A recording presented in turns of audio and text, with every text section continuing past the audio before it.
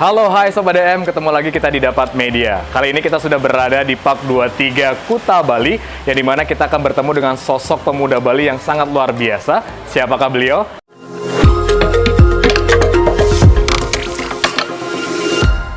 Tapi tentunya jangan lupa untuk subscribe channel kami di Dapat Media, dan juga Instagramnya di @dapatmedia.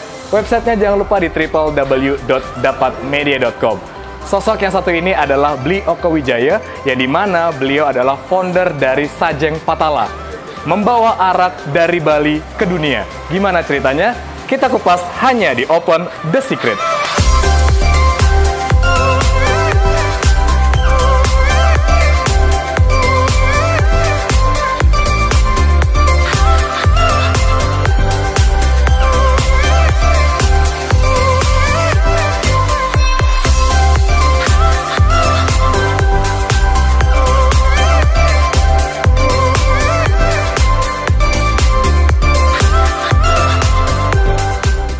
Sobat DM, itu orangnya. Kita ketemuin langsung yuk.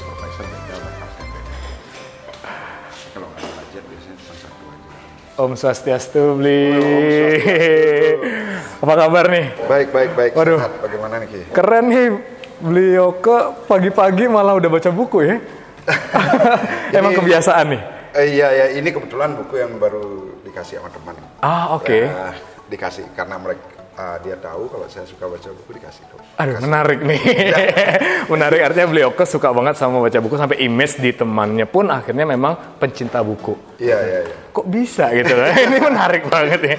Sobat DM, kita sudah berada di Park 23 Kuta Bali dan sudah bersama kita yaitu Bli Oka Wijaya. Kita akan kenalan langsung siapakah sosok pemuda Bali yang sangat luar biasa yang tentunya akan membawa arak from Bali to the world. Bli Oka, Iya. kabarnya gimana nih Bli? Baik, sehat-sehat, alhamdulillah. Sungkara sehat-sehat. Sungkara ya, sehat selalu ya Bli ya.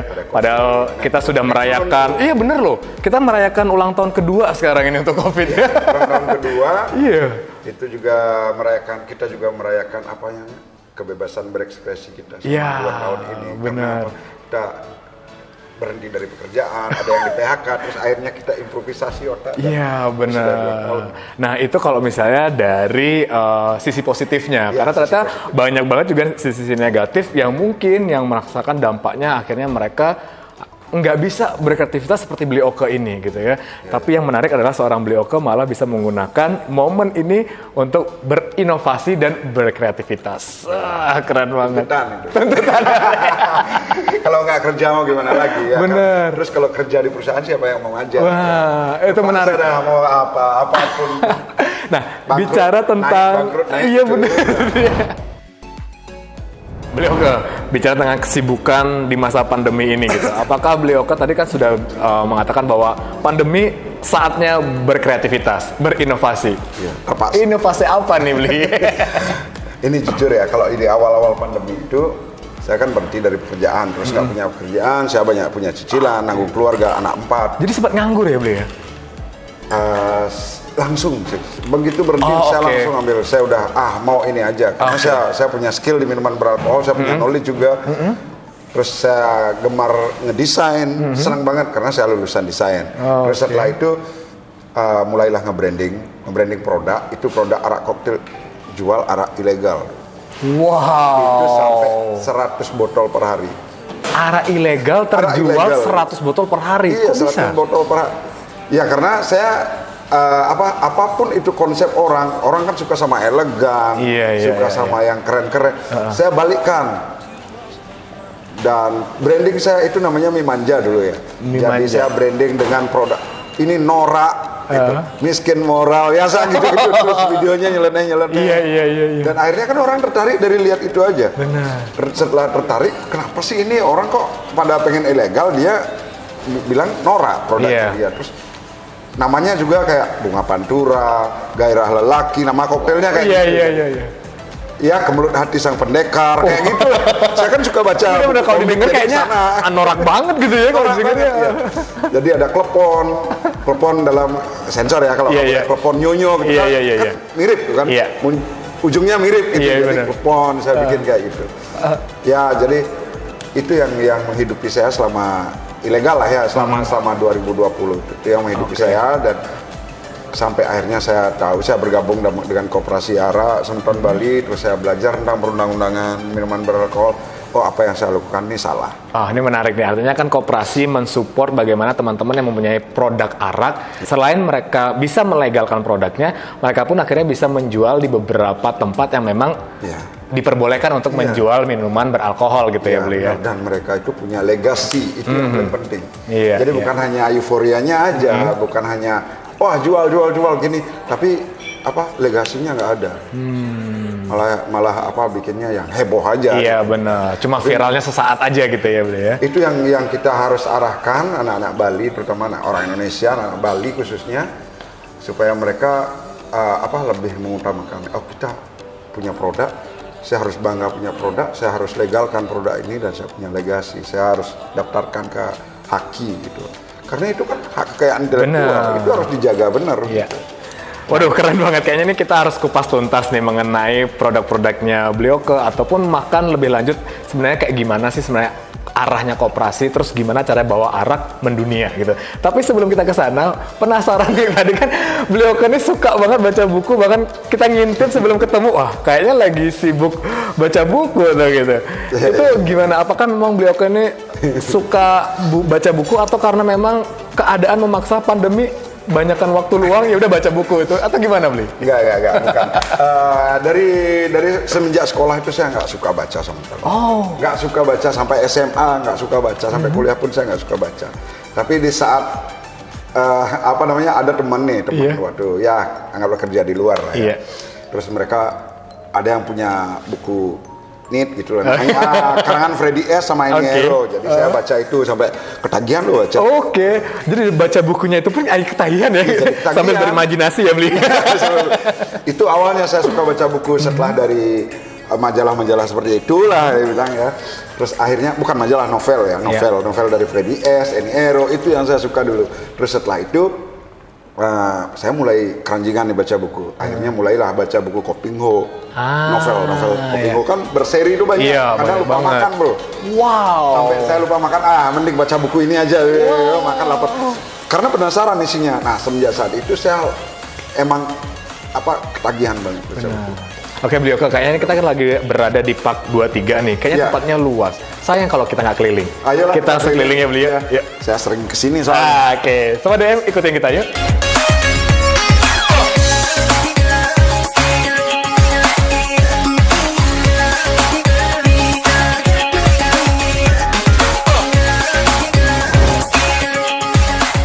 Blioke, kita kan berada di Park 23 nih gitu. Yang saya tahu Park 23 dulunya adalah mall. Sekarang kayaknya sudah berganti konsep nih. Apa itu, Bli? Ini creative hub seperti ini. Jadi masih sangat jarang ada di Bali kan. Saya juga heran, apakah karena pandemik ini mereka berubah seperti ini? Ini luar biasa loh perubahan. Jadi ide-ide kreatif yang gimana tempatnya bangunan seperti ini bisa bergerak, bisa menumbuhkan perekonomiannya di sini.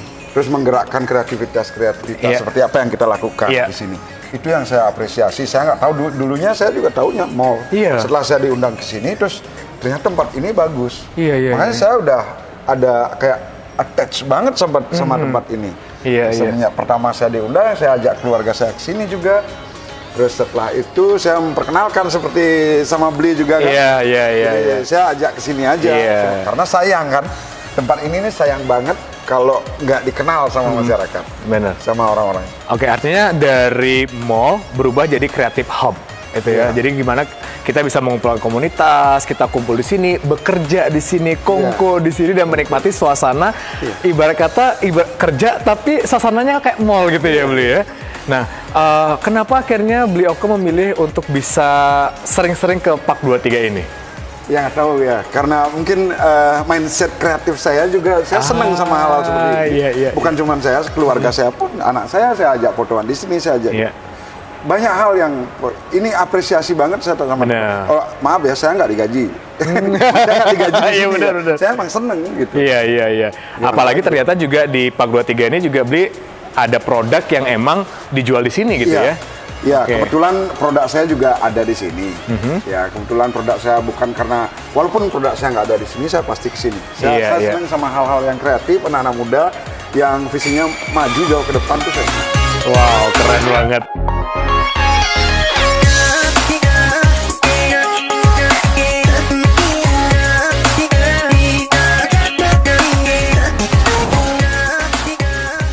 Wow, keren banget nih Bli.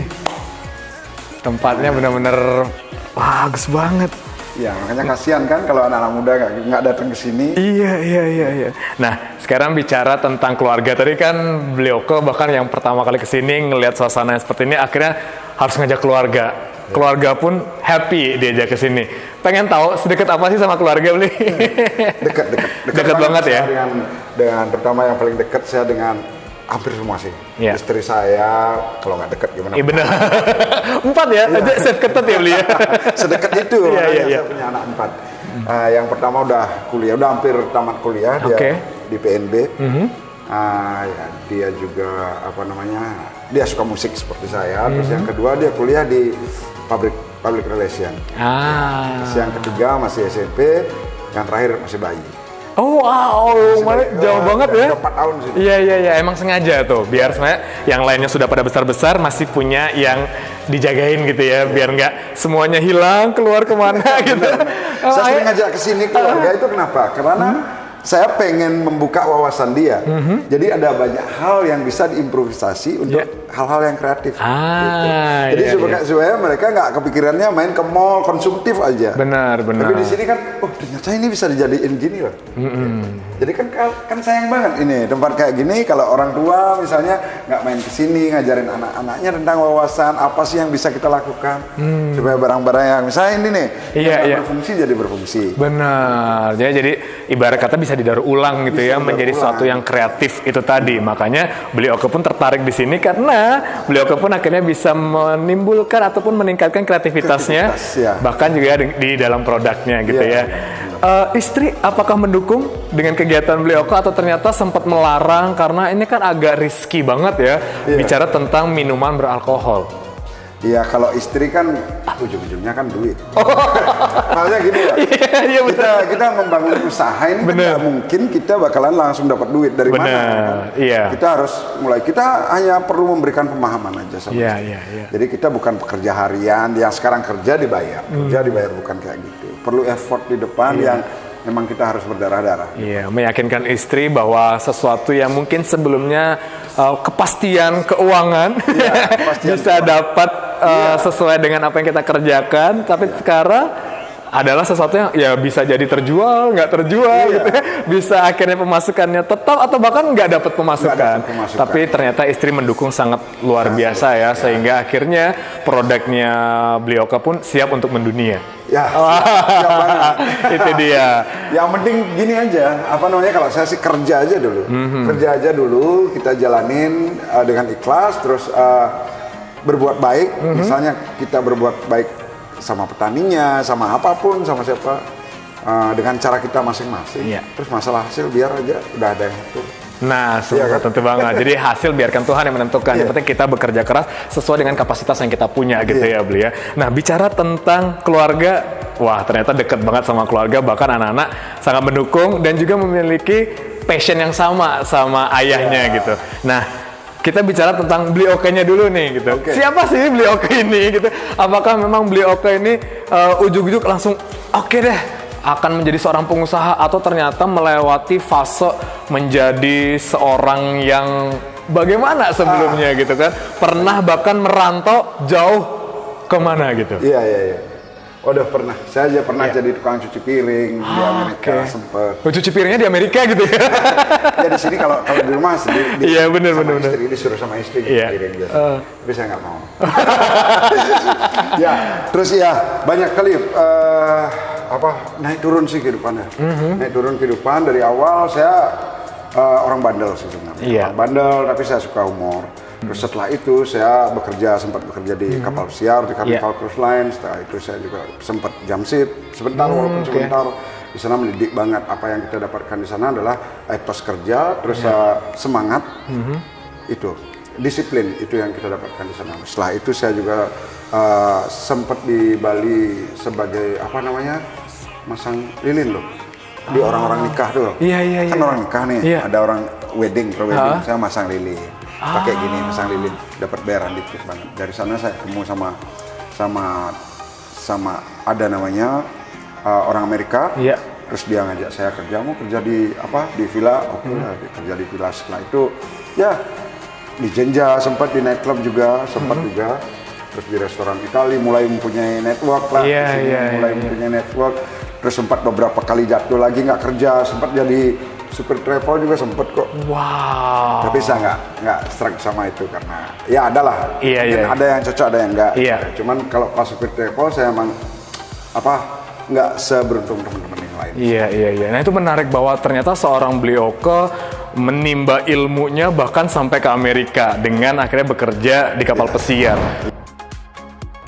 Menarik, Bli Oke ini image-nya dibilangnya adalah humoris ya, suka bercanda. Tapi yang saya tahu di sosial medianya, di beberapa koleganya bahwa Bli Oke ini orang yang keras, sadis gitu. Saya penasaran nih, sebenarnya Bli Oke itu kayak gimana sih? Iya, ya emang gini, saya sengaja, saya sukanya kan tadi sempat saya bilang saya nyeleneh. Orang suka elegan, saya suka norak. Benar. Jadi saya mau nge-branding diri saya berbeda. Satu hal lagi, itu tidak mudah. Iya. Nge-branding diri sebagai antagonis itu tidak mudah. Jadi hanya orang-orang yang benar-benar klik, yang benar-benar memahami karakter kita, yang mau sama kita. Jadi kalau orang-orang yang kita nggak bakalan mendapatkan orang yang fake gitu. Iya. Nah, kenapa akhirnya Bli Oke memilih untuk peran antagonis itu? Ya karena itu, saya mau cari teman, saya mau cari circle yang emang benar-benar circle yang pure. Oke. Yang emang benar-benar tahu, yang nggak harus melihat kulitnya saja. Iya. Jadi dia circle saya itu emang benar-benar orang yang tahu sama saya. Antagonisnya kayak gimana sih, Bli? Apakah galak banget sampai akhirnya orang itu ngerasa bahwa Bli Oke ini kok kayak gini banget gitu, atau ternyata memang lebih kepada tegas gitu? Iya, kalau dibilang tegas juga iya, sebenarnya nggak tegas-tegas amat sih. Gitu, nggak tegas-tegas amat, cuman emang saya dimanapun saya kerja, di Marriott saya melakukan hal yang sama. Saya sempat kerja juga di Renaissance. Di sana juga saya dibilang sama staf-staf saya ngegas, di mana aja ngegas gitu. Tapi kenyataannya waktu di Jenja banyak kok dari mereka yang berhasil. Saya juga sempat mengajar di Gold Bar Academy, Global Bali Academy sekarang namanya, bersama Bobby. Jadi di sana pun anak-anak didik saya itu mereka udah pada sukses semua. Nah, Sobat DM, itu tadi kita sudah tahu bagaimana seorang sosok Bli Oke kalau kita lihat di sosial media keras banget, sadis banget, antagonis banget, tapi ternyata ketika kita ketemu lebih humanis dan juga humoris. Itu dia, bahwa kita bisa menempatkan diri, menempatkan bagaimana kita bersama circle-circle kita juga di pekerjaan ataupun di pergaulan. Kita akan tanya-tanya Bli Oke kenapa akhirnya Bli Oke Wijaya mengambil ataupun terjun ke dunia arak. Kita akan cari tahu hanya di Open The Secret. Tadi kita udah banyak banget tanya-tanya mengenai Bli Oke yang ternyata gitu kan memiliki dua kepribadian. Tegas dalam bekerja gitu, tapi humoris dalam pergaulan gitu ya. Itu keren banget bagaimana kasar Bli Oke. Iya, kasar tapi diingat gitu ya. Kasar dikit. Bli Oke, kenapa akhirnya terjun dan memutuskan untuk mengambil produk arak? Oke, yang pertama saya tertarik sama kata sukses. Soalnya bagi saya, prinsip saya terinspirasi dari perusahaan tempat saya bekerja. Apa itu? Success is never final. Nggak ada sukses yang final bagi saya. Jadi saya harus terus meraih sampai mati. Sampai emang benar-benar. Jadi sukses itu ada berkelanjutan gitu ya, Bli ya. Jadi sukses saya sekarang mungkin saya bisa bekerja sama dengan orang-orang yang baik, saya punya produk, saya sama koperasi, saya punya teman-teman circle yang baik-baik. Nah, itu dia. Terus kenapa saya ke arak ya? Iya. Oke, yang pertama saya bekerja, profesi saya sejak mungkin sudah hampir 20 tahun ya. Setelah itu saya berkorelasi dengan minuman beralkohol. Terus setelah minuman beralkohol, senang dengan minuman beralkohol, kenapa saya nggak membuat produk? Bukan itu juga. Saya sempat jadi brand ambassador suatu sirup dari Prancis, namanya Giffard. Nah setelah itu saya juga menjadi terkendala pandemik dan akhirnya bisnis arak. Setelah bisnis arak, saya pengen punya legalitas. Saya harus punya legalitas. Kemana arahnya? karena saya nggak punya duit pribadi untuk melegalisasi arak saya sendiri, saya otomatis berkumpul bersama teman-teman yang sevisi untuk membuat satu produk di Koperasi Arak Sultan Bali. Di sana saya bertemu, belajar banyak, dibimbing, dibina oleh para senior, baik itu politisi, baik itu praktisi, baik juga akademisi. Saya ketemu di sana. Jadi produk ini benar-benar terinspirasi dari sumber-sumber tersebut. Politisi, praktisi, akademisi, teman-teman, ya semuanya. Untuk koperasinya sendiri, Koperasi Arak Sultan Bali ini kapan terbentuknya, Bli? Kita kumpulnya di awal 2020. Setelah terbitnya Pergub 1 2020 tentang pengelolaan tata kelola arak Bali. Setelah itu kita berproses dan akhirnya diresmikan, dilantik pada tanggal 28 Oktober 2020. Dan beliau sebagai ketua umum. Ketuanya ya terpilih. Wow, sampai hari ini menjadi ketua umum ya. Nah, dari proses itu akhirnya beliau menciptakanlah produk arak yaitu Sajeng Patala. Dan ini benar-benar memerlukan waktu banyak sampai terjadi. Kita tidak membuat ini. Maksudnya kita nggak bikin ini langsung membuat seperti ini. Yang pertama kita mencari gimana sih caranya untuk legalisasi, kemana kita harus jalannya, apa yang perlu kita buat. Sampai kita juga membuat event-event, mencari referensi, gimana mancing-mancing orang lah gimana caranya. Dan akhirnya ada yang tertarik ngasih kita cara melegalisasi. Pelan-pelan akhirnya itu hampir 2 tahun loh baru kita mendapatkan formulanya. Jadi koperasinya terbentuk 2020, Sajeng Patala ini 2022. Iya. Prosesnya tidak gampang. Iya. Kenapa akhirnya memilih namanya Sajeng Patala? Artinya apa itu, Bli? Sajeng, kalau sajeng itu kan sebenarnya kan mungkin tahu sendiri orang Bali ya. Sajeng itu kan artinya minuman. Sajeng Ratang itu dikenal dengan arak kan. Jadi sajeng, saya ambil sajengnya aja karena ini minuman. Jadi patala itu kalau bahasa Sanskritnya, kalau patala itu adalah lapisan terbawah kehidupan. Ya, kan? Jadi sajeng, patala, minuman, lapisan orang bawah. Kenapa lapisan orang bawah? Karena ini benar-benar dibuat oleh petani yang biasanya mereka itu dalam pikiran orang-orang modern termarginalkan. Jadi mereka itu termarginalkan dan dianggap kaum bawah lah, dianggap sepele, banyak yang seperti itu. Terus setelah engage, kita mau orang-orang itu mulai interest sama produk. Membicarakan aja lah dulu. Setelah membicarakan kan udah kita dapatkan sistemnya dari pemasarannya itu namanya evangelis. Jadi orang ngomong dari mulut ke mulut. Setelah itu saya sih maunya biar everywhere. Jadi ada di mana-mana. Maksudnya ada di mana-mana itu mau di HP kayak jadi online. Di Shopee udah ada. Melalui website, melalui Instagram mereka udah bisa order. Jadi mereka bisa order di kanal sosial media, website, di marketplace ya. Ini juga udah bisa diekspor ke luar negeri ya? Udah. Kita udah lengkap kok. Iya. Beliau kan udah bilang nih bakal dikenal di dunia internasional. Udah kemana aja? Negara mana aja yang sudah mencicipi Sajeng Patala? Kalau orang yang sudah mencicipi Sajeng Patala itu dari Rusia dan Ukraina lah. Pembahasannya berbeda.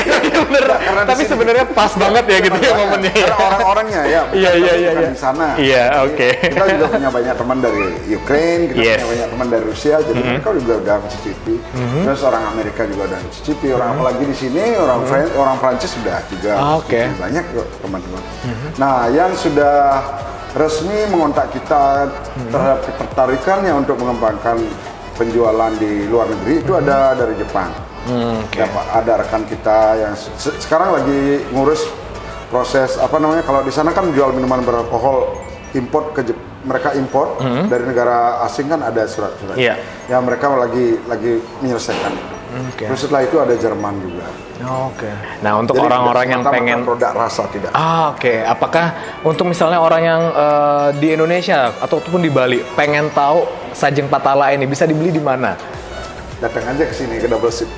Tinggal datang aja ke Double Sip yang ada di Park 23 ini ya beli ya. Kalau nanti mau beli yang botolan nanti tanggal 20 April akan launching di Transmart. Di TSM ada, di Transmart juga ada. Dan sementara saat ini kita udah ada di Bali Jaya. Bali Jaya udah ada. Wow, menarik. Ada yang menarik nih beli, yaitu koperasi sampai ratusan. Pernah di angka 700. Iya. Dan itu artinya adalah orang-orang yang memang interest di dunia arak gitu ya. Iya. Terus emang koperasi ini juga. Oh, malah ada yang memanfaatkan ya beli ya. Makanya berkurang akhirnya ya gitu ya. Nah, apakah memang koperasi ini dibuka untuk umum atau ternyata terbatas? Dibuka untuk umum. Oke. Kita dibuka untuk umum, tapi yang jelas sekarang ini kita masih sangat selektif ya. Oke. Jadi setiap orang yang mau join dengan koperasi, kita tanyakan tujuannya apa. Oh, iya. Apakah tujuannya hanya untuk mendapatkan izin menjual minuman beralkohol? Ya itu tentu aja kan kita nggak punya izin ya. Iya. Kita nggak punya izin untuk menjual minuman beralkohol karena itu sudah diatur sama undang-undang. Ya kalau yang mau gabung itu untuk kita sesuai prinsip dasar koperasi aja, kita bersama-sama membuat usaha untuk mendapatkan keuntungan bersama. Itu ayo. Tapi kalau mau gabung dengan manfaatkan saya mau jual minuman beralkohol biar legal, kita nggak punya legalitas. Yang kita punya legalitas hanya menjual ini aja.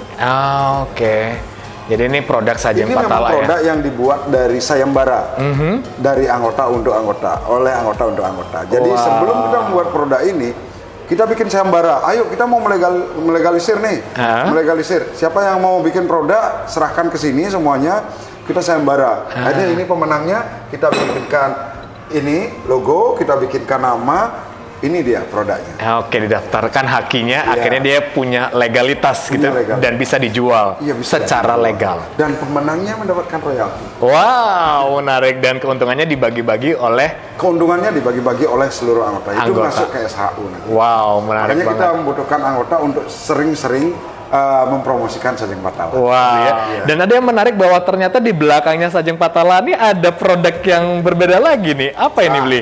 Oke.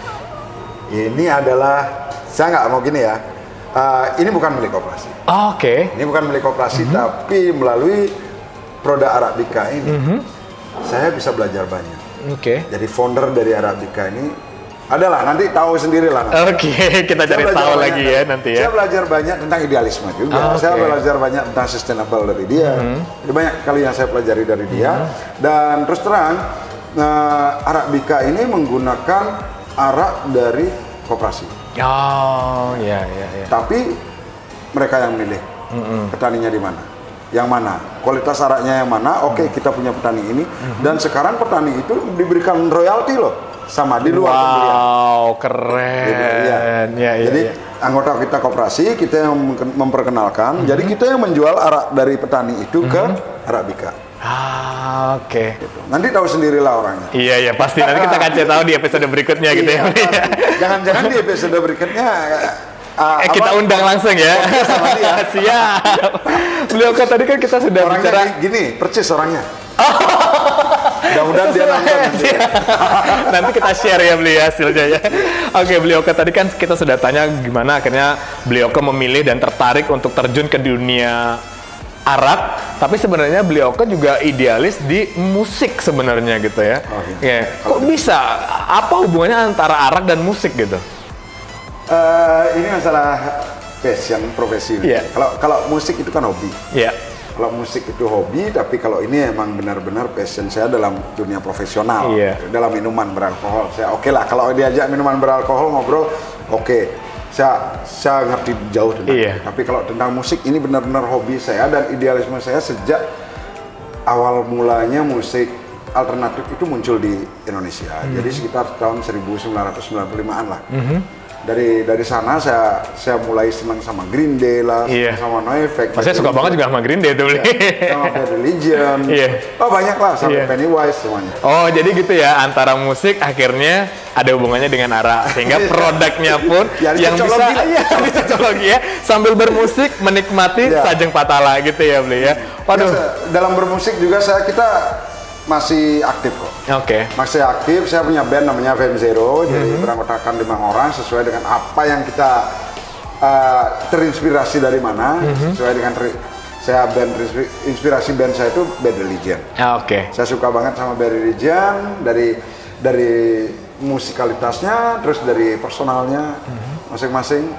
Ya sampai saya juga nyesal pakai tato. Vokalisnya Bad Religion nggak pakai tato. Gitu ya. Dia malah profesor kan? Iya. Profesor tapi punk rock. Iya, pemusik punk rock tapi ternyata kecerdasan intelektualnya juga luar biasa gitu ya Bli ya. Wow, semoga nanti kita juga menemukan itu di Bali, yaitu Bli Oke Wijaya. Jauh, masih jauh. Bli Oke, kita udah seharian tadi bicara tentang siapa sosok Bli Oke, keluarga, bisnis, bagaimana akhirnya perjuangannya sehingga menjadi ngegas, ya. ngegas yang akhirnya diingat selalu ya, akhirnya mau nggak mau, karena siapa itu Pak Oke, itu orang yang pernah ngegasin saya gitu ya. Orang yang akhirnya membawa, ya benar, dari hal-hal yang mungkin bagi orang kok bisa bacaannya seperti itu, ternyata membawa kebaikan, yaitu akhirnya Pak Oke suka baca buku, ya. Pak Oke kayak belajar banyak dari buku, menjadi seorang pengusaha di bidang arak yang akhirnya selain dijual di Bali juga bisa go internasional. Bli Oke, kita udah belajar banyak banget tentang sosok Bli Oke. Sekarang boleh dong memberikan pesan kepada Sobat DM sehingga Sobat DM pun bisa mengikuti jejak-jejak seorang Bli Oke Wijaya.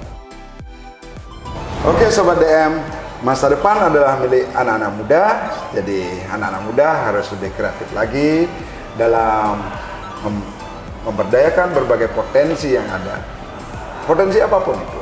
Jadi jangan lupa juga, walaupun dunia semakin berkembang modern, gunakan semua teknologi itu untuk mengangkat kebudayaan kita. Karena senjata terakhir yang kita punya adalah idealisme, kebudayaan, dan tradisi. Ingat, jangan lupa. Wow, keren banget Bli Oke. Aduh, ini benar-benar buat Sobat DM, anak-anak muda termasuk kita semua supaya tetap berkreativitas, tentunya berinovasi untuk Indonesia, untuk dunia, untuk perkembangan teknologi dan penggunaannya yang lebih baik lagi gitu ya.